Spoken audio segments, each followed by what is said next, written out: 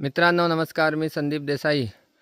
तर हे जे तुम्ही पाहत आहात हे आहे पारंपरिक बागायती। तर यामध्ये सुपारी आहे, नारळ आहे, काळी मिरी आहे, जायफळ आहे, वेलची आहे, खायचं पान याची लागवड आहे, फणस आहे, आंबे आहेत, चिकू आहे। तर अशा वेगवेगळ्या प्रकारची इथे ही झाडं आहेत आणि विशेष करून मुख्य उत्पन्न तर हे इथे सुपारी आहे आणि त्याची ही उंच उंच झाडं तुम्ही पाहू शकता। तर मित्रांनो तुम्हाला दाखवायचं यामध्ये मुख्य हे आहे की ही जी बागायती आहे ती पूर्णपणे नैसर्गिक आहे। तर इथे कोणताही रासायनिक खत हे वापरलं जात नाही।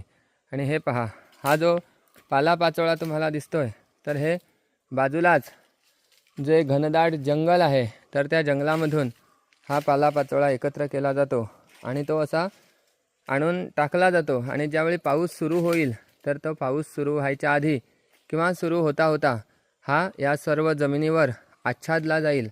आणि त्यानंतर काय होईल तर पावसाळा संपेपर्यंत हा सगळा जो काही कचरा आहे तर तो संपूर्णपणे कुजून जाईल, गांडूळ तयार होईल आणि जमिनीची जी एकंदरीत क्षमता आहे किंवा जमिनीचं जे सुपीकपणा आहे तर तो वाढेल आणि त्याद्वारे नैसर्गिक खत हे या झाडांना मिळेल आणि त्यातून ही संपूर्णपणे 100% ही नैसर्गिक शेती ही होईल। धन्यवाद।